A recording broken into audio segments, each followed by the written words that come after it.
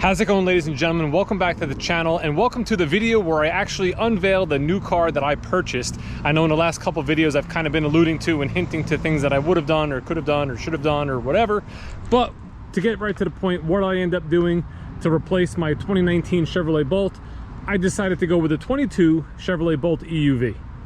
The main reason I decided to go with another Bolt EUV was a pure financial decision. You know, when I take all the incentives and everything I qualify off this car, I am literally out the door paying less than half of what this MSRP is on this particular car.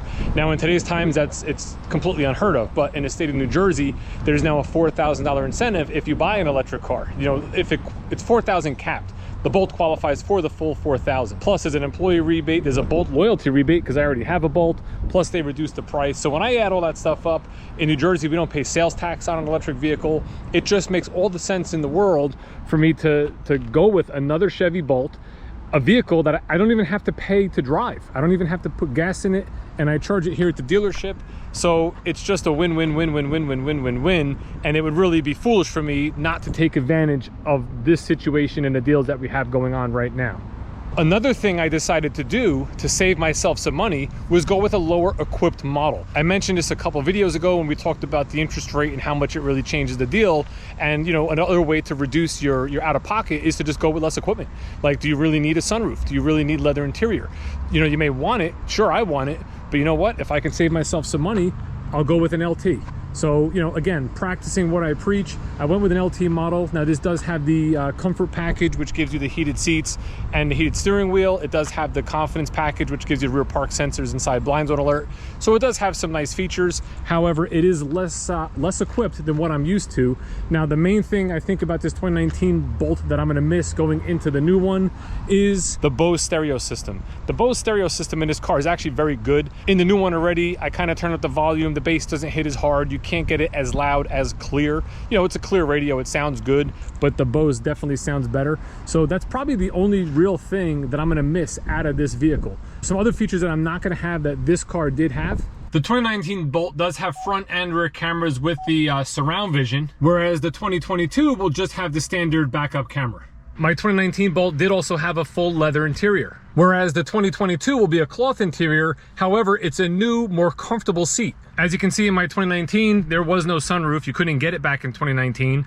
So I don't have a sunroof in this one. In the 2022, you can get a sunroof as an option in the Premier model. However, because this is an LT, I don't have it, but there's no loss there. I'm not used to it anyway. When we look at the 2019, you'll see you do have a 10.2-inch screen, which is fantastic.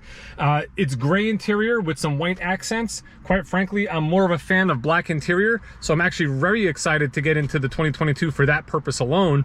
And if you look here at the steering wheel, you have your normal circle steering wheel, whereas in the 2022 here, you'll notice that they actually put a flat bottom steering wheel, which is what they put in a lot of the performance cars. And you also have a black bow tie here on the steering wheel, which I prefer rather than the gold. Again, looking at the interior, being black versus gray, I like it much better. I think the layout of the dashboard, even though the screen is the same size, it kind of looks bigger just the way it is with all the gloss black trim around it. These buttons are all light up buttons, so when you turn the car off, it just looks like a black panel. So they did a nice job on the interior of this. Again, I prefer black. It is cloth interior, however, it is heated cloth. And again, this does have the heated steering wheel. Now, the main reason you want heated cloth and a heated steering wheel is that it actually takes less battery to warm yourself with the seat and the wheel rather than the climate control itself. So if you were trying to get as much range out of the vehicle as you could, you know, you can do those little tricks and those little things to help with your range, just like one pedal driving. Now, that's a main difference here in the 2022. You'll notice you don't have a shift knob. You have a push button for park, a couple tabs you pull for reverse or for drive, and you now have a button for one pedal driving, which means you can do one pedal driving in both drive, and it also works in reverse. Here in the 2019 model, we had the like the electronic shifter here. So you would go down to drive and then you would just toggle down to L to go into one pedal. So it only worked when you were in a forward gear or driving forward. However, I like the shift like this, like just to tap that up and down.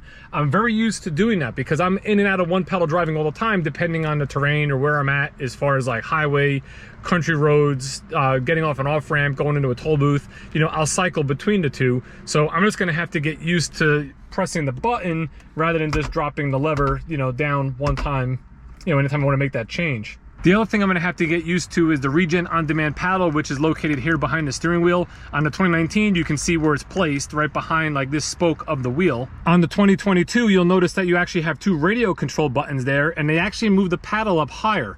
So now when you're looking at the steering wheel, you can see the paddle right here. You just have to move your hand up an inch, inch and a half to basically pull that paddle. So it's not that much different, but I almost guarantee that when I first start driving this vehicle and I go to use that paddle, every now and then I'm gonna hit a button which is gonna change something on the radio station. I know it's gonna happen until I get used to it, but again, very minor detail. One feature I am excited about is wireless Android Auto and wireless Apple CarPlay, but I have an Android phone. There's a wireless charging pad right here now that I can just put the phone in and it's gonna integrate it right to the screen. I don't have to plug in the phone anymore to use that feature.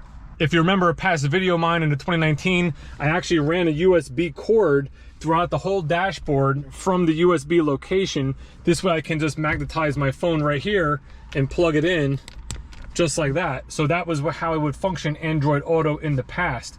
Now I will no longer have to do that. Actually, what I'm gonna have to do, I just realized right now, is get a new case, because this has the metal on the back for that magnet, which I'm no longer gonna need. And with this metal on the back of the case here, the phone doesn't work with wireless charging. So I'll get a new one and be able to use it in the new car perfectly. As far as powertrain, these vehicles both have the same powertrain. It's the same drive system, the same battery. Now this is rated at 259 miles of range, whereas this one is rated at 247.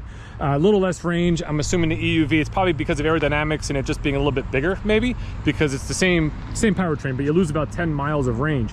Now, in my current car, over the last almost 9,000 miles, I'm averaging 4.2 miles per kilowatt hour, which actually puts me at an average in the 270s. So I'm confident if I keep driving the way I do, I could do the same thing here. And if I do the same thing here, I should get 250, 260 out of the car, no problem.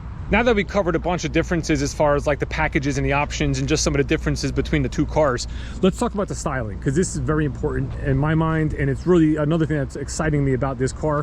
When you look at the 2019 Bolt EV, what does it look like? It looks like your typical electric car. You know, it's built for aerodynamics, it's built for a purpose, it's got that real slanted line. You know, it's not necessarily the coolest looking thing in the world. Now, although I really like the blue color, I think it looks good with the black and machined silver wheels. I tinted it out, which helps dress it up a little bit. It's not a bad looking car, but when you compare it to the EUV looks better. You know, it definitely looks better in my mind. You kind of lose that typical electric car look and you gain more of like an SUV or a crossover type look. You know, mainly the big difference being the way this front end is. You know, the way that the windshield comes down, the hood comes out and then comes down. You know, so you don't have that big slanting windshield and hood line, kind of like you do on the Bolt EV, you know, the 22, even the regular EV, which is what this one is here. So I'm really a big fan of that. I like the idea of it looking more like a standard, you know, standard type of vehicle, SUV, like an Equinox or, you know, a Blazer, a Trailblazer, that sort of thing. The other thing is the window line, I think looks better. This window line drops so far low and they added this extra window, whereas here the window line or the window sill is a lot higher. Again, just gives you a little bit more of a better defined, you know, defined crossover styling. Even the back is actually, especially the back. I think the back is where they made probably the biggest improvement. You know, this just looks round, it looks bubbly, it just kind of falls off the back of the car. Whereas here you got the nice little spoiler, the angled window, the little ledge, and then comes straight down. Like, I really like the way that looks. What I don't like is this piece of plastic here. I wish they kept the bumper line going across the rear end here, with this being bumper and then the black plastic at the bottom, just like they did on the previous one. You know, I think that does look better than the black trim. But other than that, you know, even here, I mean, when you look at the way this is and the way it swirls around versus being more angular and more, you know, I don't know what the right word is, more angular, more cut. It's just like more edgy. This one seems a little bit more edgy, which is what I really like about it. Like we talked about in my last video where I discussed the truck I was going to order, I wanted black because of all the black trim on the car. Same thing here. You know, you got the black plastics along the bottom. I just wanted, for some reason this time I wanted a black car. Now, what I'm gonna do on Monday is I'm actually bringing it to a place to have it ceramic coated, because black is harder to maintain. So I'm gonna put the protection on there and I'm gonna ceramic coat the vehicle. Should make it look fantastic. The place I'm using, a friend of mine used, he's 3 years in, he says the car always looks clean. So I'm really excited about doing that. That's gonna get done on Monday before I take delivery. A couple things I liked about it: the alloy wheels, which is the more basic wheel. I like the alloy wheel. They did add the black bow tie in the center, which is a nice little touch. To be honest, I'm just sick of black wheels. Black wheels or black with the machine silver face. In my opinion, it's played out. They're everywhere. So I like the fact that it has alloys, you know, plus I think this contrast to the black makes it look real nice. About the only thing I don't like on the vehicle is this front plate. This front grille plate is like a dark gray on the LT model. If you look at the Premier model, like the one here, it's actually mosaic black. It's painted to match the color of the vehicle. I may actually either have, I'm thinking, do I get the part to replace that gray to give it the all blacked out look? It might be like one of the only mods that I could actually do to the vehicle. But what are your thoughts? How do you like the new EUV? I'm loving it, man. I'm excited to take delivery. It was a real smart financial move, you know, for me.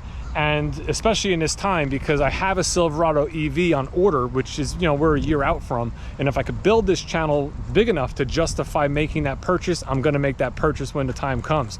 So please, thumbs up videos, subscribe, share with friends that are into cars and into the car industry. Maybe they'll start watching, you know, whatever it may be.